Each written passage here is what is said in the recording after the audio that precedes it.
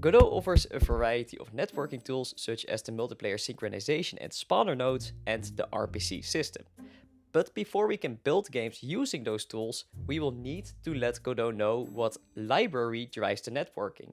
Or more specifically, create a multiplayer peer object and initialize Godot's multiplayer networking API with it. The multiplayer peer can be created by multiple networking libraries, the built-in one being Enet, which we used to set up multiplayer in a previous video. But in this video, we will focus on creating a multiplayer peer using the Steam SDK, which will be provided by a plugin called Godot Steam. By the end of this video, you will have a working peer-to-peer networking setup where your friends will be able to join your game through Steam without the need for port forwarding. The project files are available on Git through a link in the description. In a new project, the very first thing we'll do is install Godot Steam from within the editor. Look for the asset store, and in there look up Godot Steam. As of this recording, the latest version is 4.19.1. The download might sometimes take a while, but once it's finished, install it, and we are good to go. If all went well, you should now have an add-ons folder that includes the Godot Steam add-on. The next thing we want to do is properly initialize Godot Steam in our project. Go to Project Settings, and at the very bottom, we can find Steam and Initialization. In this window, we'll fill in the app ID, which is required for Steam to work. Steam has a reserved app ID for games in development, which is 480. This works for now, but when you end up releasing your game, you will need to change this app ID to your own. Below that, we'll enable Initialize on startup, and we'll leave embedded callbacks unchecked, as we'll be running those ourselves later in the project. We can now close this window.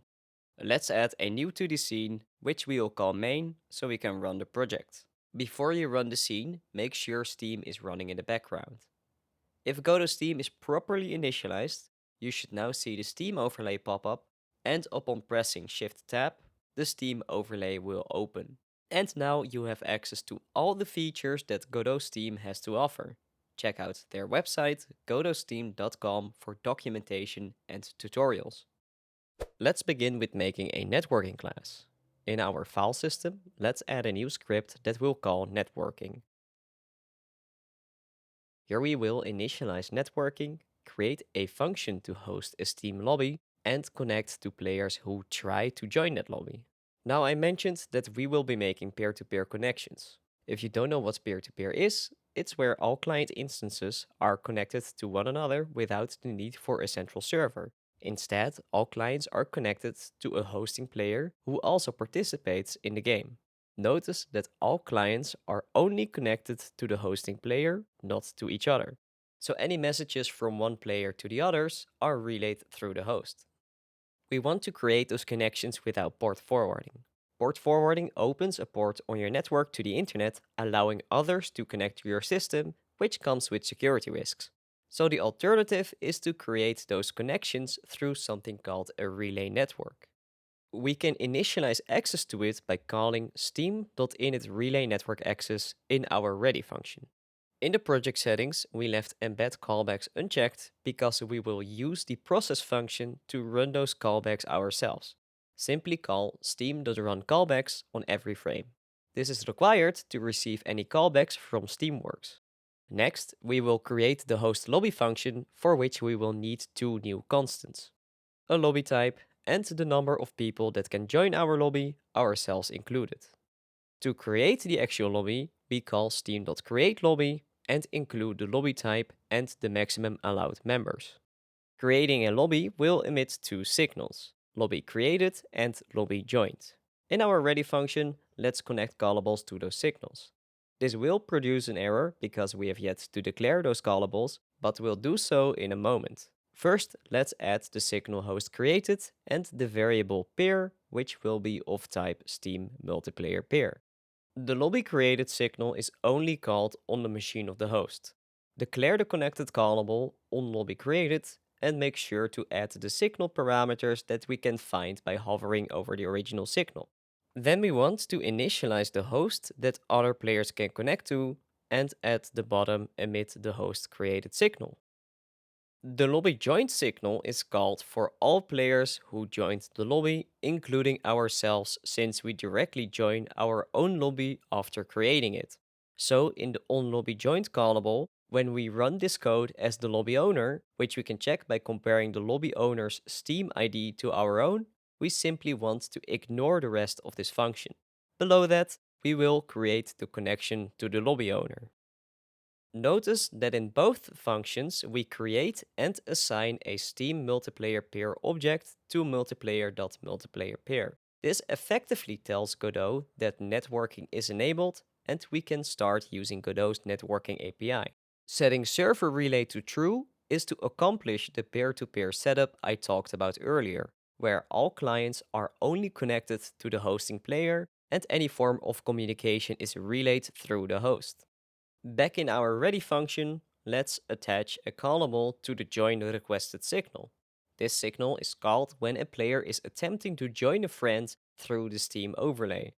In the connected callable, we'll simply run steam.joinLobby with the provided lobby ID. And that's it for our networking script.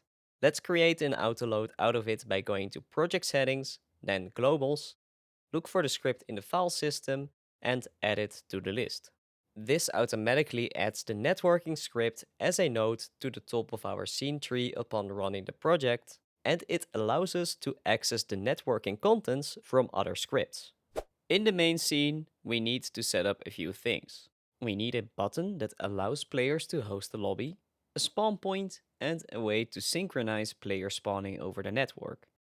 First, in a new canvas layer, let's add the button. I'll rename the button to host and also set the text value to host. Then we add a 2D node as the spawn point.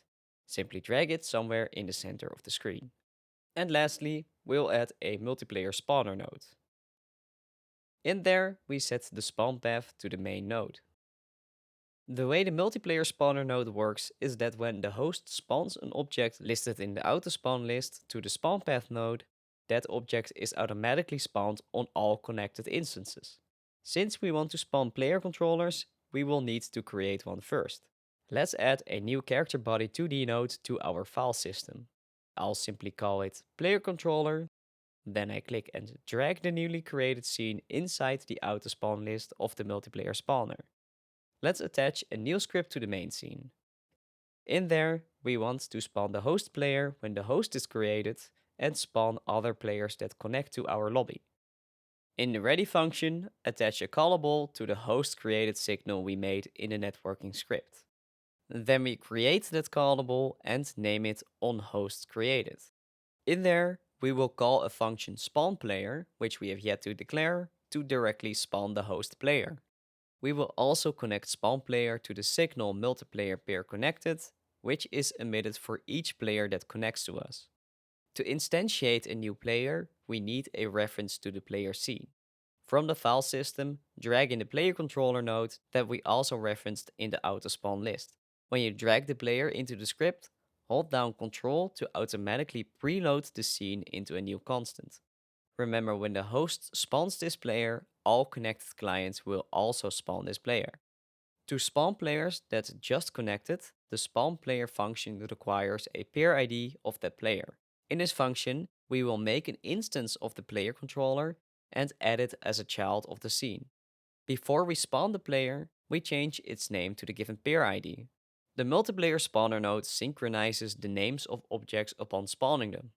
By changing the name to the peer ID, we can grant authority over a player controller to the correct client. At the bottom, we'll call another function that initializes the player controller. Again, we'll create that function in a second, but first let's add an array to the script to keep track of all existing player controllers. Inside a new function, initializePlayer, which requires a character body node, we will set the player position to the spawn point, add collision exceptions with all existing player controllers, and then append the new player instance to the list of players. Adding collision exceptions is optional, but I remember people asking in a previous video why their player got whacked out of the screen. That was because of collision. When a player spawns on top of another player, they push each other outward. So we add collision exceptions to prevent that from happening this time. The last thing we need to do in the main scene is to add the host button's pressed signal to the script. When the button is pressed, we want to call networking.hostLobby. This allows us to host a lobby when the host button is pressed. Then we also want to add the multiplayer spawner's spawn signal to the script. This is only emitted on connected clients when the host spawns something from the autospawn list. When this happens, check if it's a character body 2D node and initialize it as a new player. Next up is to create the player controller. I went ahead and created a simple character body 2D scene with a sprite and a collider. For the networking part of the controller, we'll add the MultiplayerSynchronizer node. When we select it, the replication tab opens. There we can select properties to be synchronized over the network. We want to synchronize the player position, so add a new property, select the character body node, and select position. The multiplayer synchronizer node automatically synchronizes the properties configured in the list. The user who has so-called authority over the node specified in the root path replicates their state of the listed properties to the other players. It's important to specify and assign which player gets authority over what node for each existing instance, the host included. The listed properties have a few extra settings. The spawn setting, when checked, directly replicates the current state of the property when it's spawned. If left unchecked, it uses the default value instead. With the replicate setting, we can specify when to replicate a property. Then we'll continue with a new script for our player controller.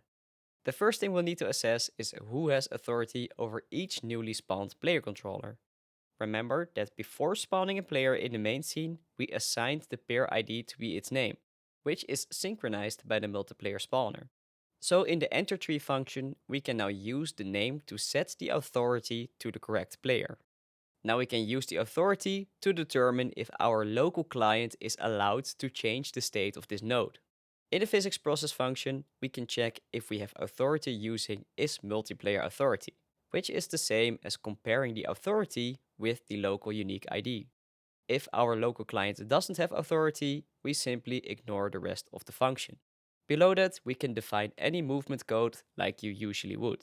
Let's keep things simple by changing the velocity based on keyboard input. To test and see if this setup works, you need two systems that run a different Steam account in the background. On the left screen, the IC Engine Steam account is active, and on the right, the IC Engineer Steam account. You can build and export the game to the other system, or just run the same project setup via Git. Let's create the lobby using IC Engine.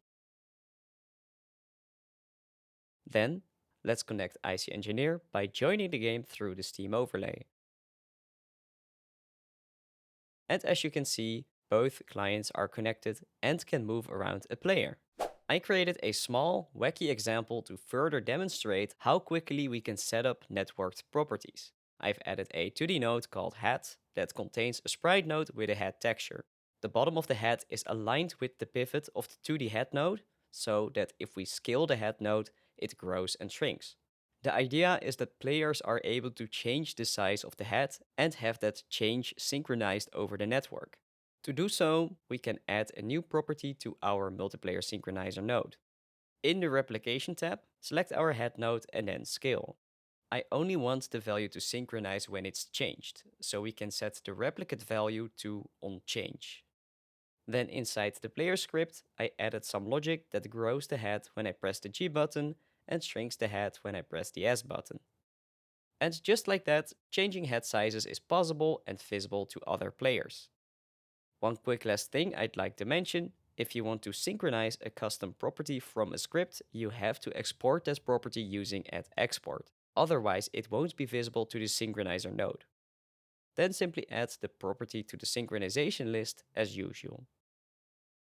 The MultiplayerSpawner and MultiplayerSynchronizer nodes exist to make networking things such as player properties convenient. But other than that, it's not convenient for syncing the press of a button or sending chat messages. To add more functionality to our networked game, we can use remote procedure calls, or RPCs in short. Please comment RPC below if you'd be interested in learning about them, so I might cover that topic in the future. In the meantime, you can watch my latest devlog here, where I'm building a multiplayer horror game that actually uses Godot Steam for the networking.